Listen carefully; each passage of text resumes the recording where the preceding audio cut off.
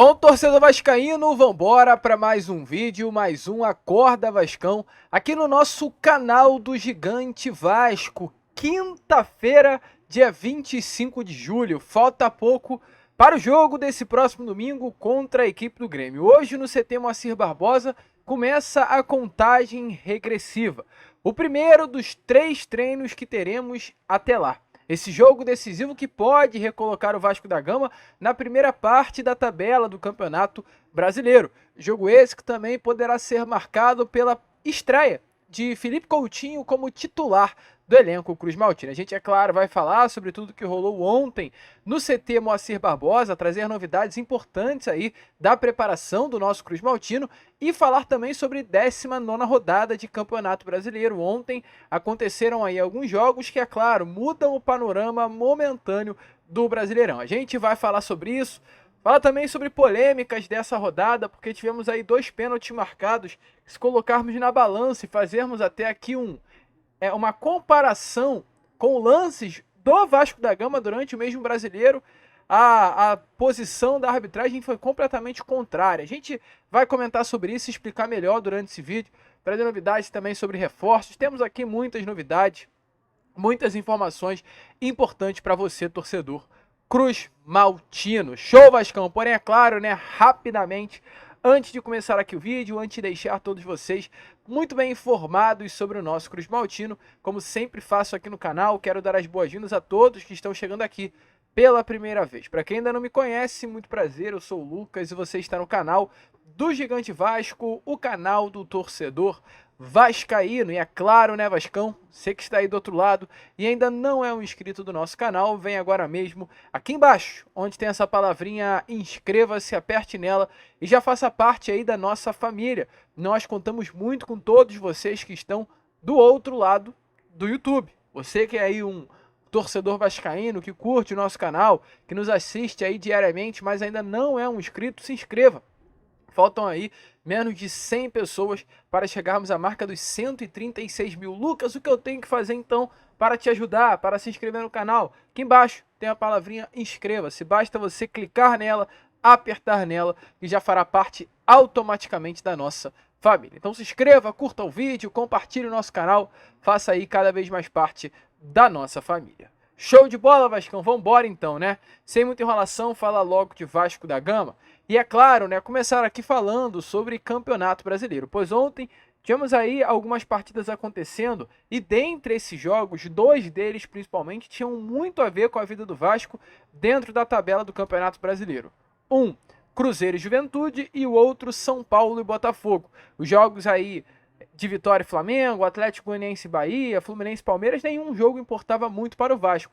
Apenas aí o Fluminense e Palmeiras, principalmente, um jogo que o vascaíno ficou muito de olho para secar, né, o tricolor das Laranjeiras, porque todo vascaíno quer ver o Fluminense jogando a Série B do Brasileirão. E até, abrindo um grande parênteses aqui com vocês, essa torcida do Fluminense chega a ser bizonha às vezes, me desculpe, tá? Às vezes tem que falar sobre isso, a gente respeita, é claro, o clube, a instituição, a própria torcida, mas o cântico ecoado pela torcida do Fluminense ontem, no segundo tempo do jogo contra o Palmeiras no Maracanã, chega a ser assim, vergonhoso, vergonhoso. Porque ontem o Cano ele sai do jogo, o Cano tá jogando muito mal, tá 14 partidas sem marcar nenhum gol, 14 jogos sem marcar nenhum gol. E a torcida do Fluminense, nas arquibancadas, começa a gritar aquele cântico, né? Chora vascaíno, o sonho acabou. O Germancano é tricolor. Eu faço questão aqui, de rapidinho, prometo ser rápido, pegar os números de Germancano e de Pablo Verratti na temporada de 2024. O Germancano, que está 14 jogos sem marcar gols com a camisa do Fluminense, tem nessa temporada 27 partidas, 5 gols marcados e 2 assistências. Volto a repetir. 27 partidas, 5 gols marcados e 2 assistências. Enquanto isso, Verratti em 30 jogos tem 14 gols marcados, não 5 como o Cano, porém é claro, apenas uma assistência. A gente está falando de um goleador nato, que é o nosso atacante argentino de fato. Então, só um recadinho rápido e breve para a torcida do Fluminense, que ontem, num jogo contra o Palmeiras, não envolvendo em nada o vascaíno, o torcedor do Vasco da Gama, cita, né, o Clube de Regatas Vasco da Gama, falando para a gente chorar porque o Germancano é tricolor. Que seja tricolor, vascaíno hoje tem o melhor atacante do Brasil. Melhor centroavante se chama Pablo Verratti. Concorda com isso, torcedor? Deixa aí a sua opinião nos comentários. Mas ainda falando sobre o Brasileiro, tá aparecendo aí a vocês a tabela de classificação do Brasileirão. Tivemos aí a vitória do Cruzeiro sobre a equipe de Juventude pelo placar de 2-0, o empate de São Paulo e Botafogo pelo placar de 2-2, perdão, né? O Cruzeiro, ele vencendo, ele chega aí mais para cima ainda do Brasileirão. Ele ultrapassa o São Paulo, vai a 32. E por que era um resultado ruim para o Vasco da Gama essa vitória do Cruzeiro? Porque o Cruzeiro iniciou a rodada com 29, apenas a 6 pontos à frente do Vasco. O Cruzeiro vencendo vai a 32 e fica, a 11 pontos de distância do Vasco da Gama. Uma pontuação assim muito acima mesmo em comparação com o nosso Cruz Maltino. Então, o Vasco precisa mais do que nunca correr contra o tempo desse Campeonato Brasileiro, caso queira lutar sim por esse G6. Hoje temos o G6 composto por São Paulo, Cruzeiro, Fortaleza, Flamengo, Palmeiras e Botafogo. Cruzeiro vencendo 32, São Paulo como empatou ontem no Morumbi, um bom resultado para o Vasco, também com 32 pontos. Então o Vasco hoje ele está aí a 11 pontos de distância, ou, aliás, a 9 pontos, de distância para o G6 do Brasileirão, e é claro, lembrando, com um jogo a menos ainda neste campeonato brasileiro. E o que temos a falar aqui com vocês ontem sobre esse Brasileirão, sobre essa 19ª rodada de campeonato? Ontem, 2 lances aconteceram que chega a ser engraçado. Ontem, o Cruzeiro venceu o seu jogo com 2 gols de pênalti. O primeiro pênalti claríssimo, tá? O jogador do Juventude joga a mão lá pro alto e o pênalti é dado ao Cruzeiro. Mas o segundo gol do Cruzeiro também de penalidade máxima, foi uma penalidade máxima assim, cara, que eu já vi várias vezes o Vasco da Gama tendo lances exatamente igual a esse, ou iguais a esse, e em nenhum momento o pênalti é marcado a favor do Vasco da Gama, e ontem foi marcado a favor do Cruzeiro. E além disso, a gente teve também, contra o Fluminense, um lance onde o pênalti foi muito mais grave do que esse, que foi o chute do Verratti, dentro da área, o Emmanuel, assim, agarrando a bola praticamente, um lance de fato de vôlei. E o pênalti não foi marcado. Então é assim, é o tal do critério. Qual é o critério da arbitragem no futebol brasileiro? É o que eu peço, eu não quero o Vasco sendo favorecido. Eu quero isonomia no Brasileirão. E nitidamente essa isonomia ela não vem acontecendo. E além disso também, houve também no Brasileiro, na 19ª rodada, numa partida de ontem no Morumbi, um lance envolvendo o Ferreirinha, onde o Cuiabano, o lateral do Botafogo, ele vai marcar o Ferreirinha na ponta esquerda do Morumbi, e no lance, o Cuiabano acaba colocando a mão na cara do Ferreirinha, o cotovelo ele vai na cara, mas nitidamente não é um gesto de agressão, um gesto de proteção de bola, esbarra na cara, e o juiz marca o pênalti. E aí eu volto a falar sobre o jogo de domingo. Qual é o critério da arbitragem no futebol brasileiro? Domingo Prachetes ele recebe uma cotovelada na cara e nada é marcado. Então assim, eu introduzo esse vídeo falando exatamente isso. Qual é o critério da arbitragem do futebol brasileiro? Eu quero saber, que a cada rodada que passa o critério muda. E automaticamente o critério mudando e sempre contra o Vasco acaba sendo sempre o mais desfavorecido. O Vasco segue sendo sempre o mais prejudicado dentro deste Brasileirão. É assim, é vergonhoso realmente essas coisas que vem acontecendo com o nosso Vasco da Gama. Chega a ser até mesmo, meu amigo torcedor, com todo respeito, tá? É revoltante o que vem se vendo. Mas enfim, deixa aí a sua opinião, nos comentários sobre tudo aí que você acha que rolou nessa 19ª rodada de Campeonato Brasileiro. E o Vasco segue se preparando. Ontem foi a campo no CT Moacir Barbosa, mais um dia de treino. Foi o segundo dia de treino de uma série de 5 que o Vasco terá aí até enfrentar a equipe gaúcha em Santa Catarina, no estádio do Chapecoense, na Arena Condá. Ontem tivemos no treino a presença, claro, do nosso Felipe Coutinho, do nosso Dimitri Payet, Souza, Alex Teixeira. Rafael Paiva vem comandando essa equipe e se espera ter para esse domingo pela primeira vez força máxima. O que quer dizer força máxima? Ter à disposição para o jogo Coutinho, Payet, Souza, Alex Teixeira, Emerson Rodrigues, todos atletas aí considerados extra-série, do nosso grupo.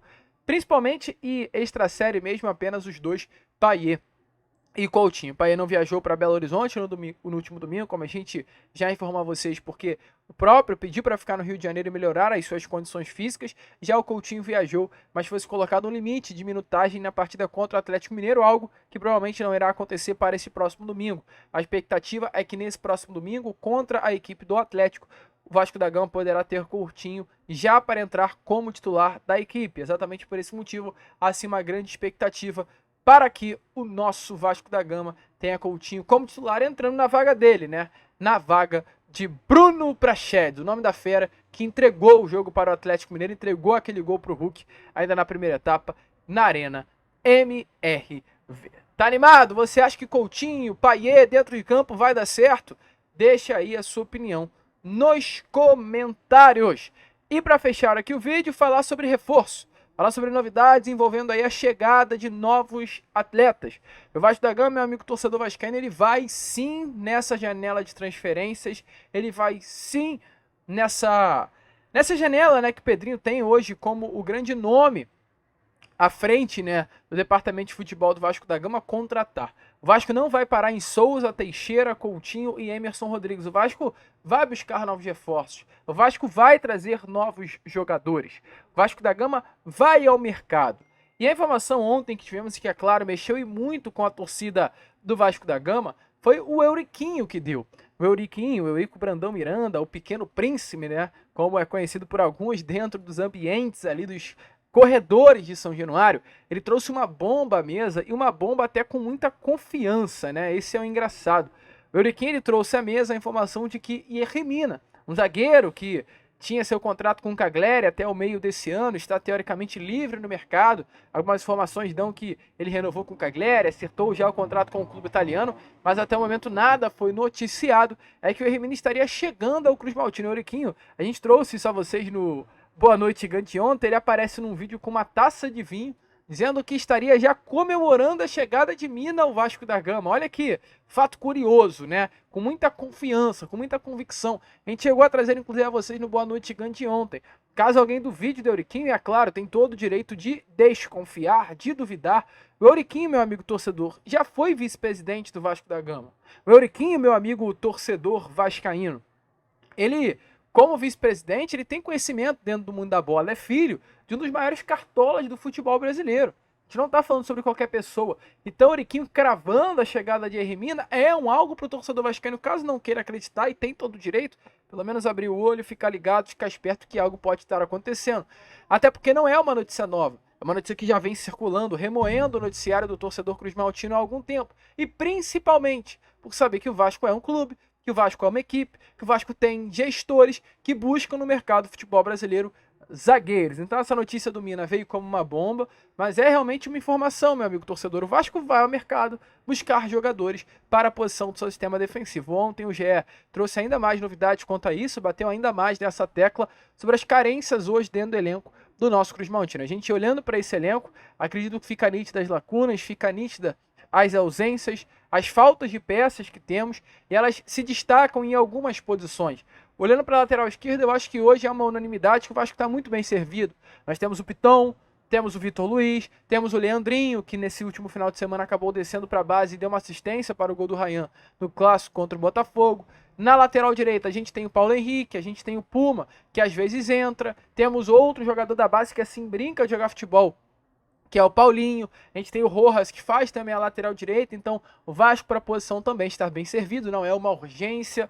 A gente para a posição de centroavante temos o Verratti, é claro, o Vasco precisa trazer uma peça de reposição e vai trazer no mercado, então já fica nítido que é hoje uma ausência.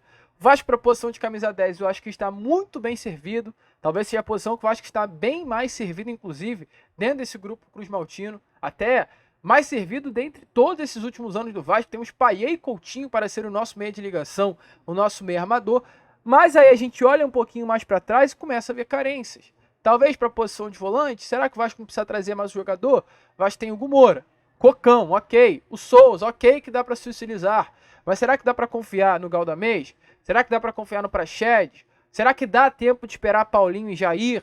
A gente tem a posição de ponta. O Vasco tem Adson, o Vasco tem Emerson Rodrigues agora, Alex Teixeira e David. O Rossi vai sair. Tem negociações com o Paysandu. Será que dá para ter toda a temporada com Rossi, com Adson, com David, com Alex Teixeira e com agora Emerson Rodrigues? 4 jogadores para a posição. Dá para ir com esses 4? Para a posição de zagueiro, temos só o Léo, o Maicon e o João Vitor, que está no DM ainda. E o Rojas. Dá para ir com esses 4? Então hoje são questionamentos levantados que agora vocês já vendo, através de uma simples análise, fica nítido as lacunas.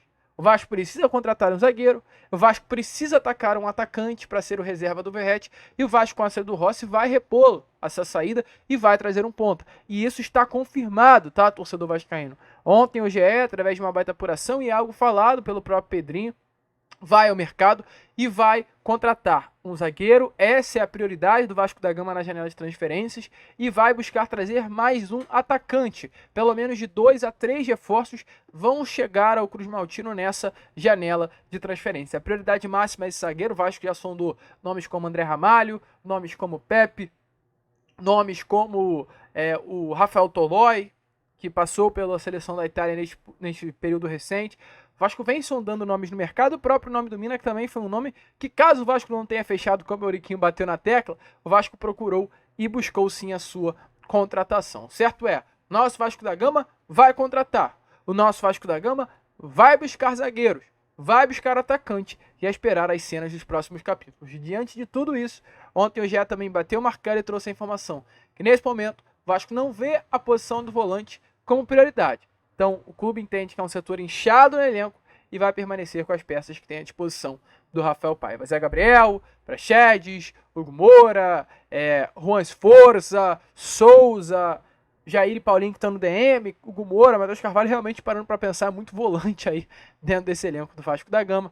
Então assim vai permanecer. Concorda com isso, Vascão? Deixa aí a sua opinião, é claro, nos comentários. A gente vai ficando por aqui. Um Vascão com reforço, um Vascão, no caso, indo até o mercado e buscando novidade. Curtiram o vídeo? Ajudem aí o nosso crescimento, compartilhem, deixem aí nos comentários a sua opinião. E como a gente sempre fala aqui no canal para fechar os nossos vídeos, saudações vascaínas.